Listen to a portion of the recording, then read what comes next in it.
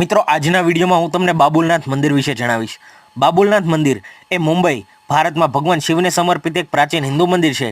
ગીરગામ ચોપાટી નજીક એક નાની ટેકરી પર સ્થિત તે શહેરના સૌથી જૂના મંદિરોમાંનું એક છે। બાબુલ વૃક્ષના ભગવાનના રૂપમાં શિવ આ મંદિરમાં મુખ્ય દેવતા છે।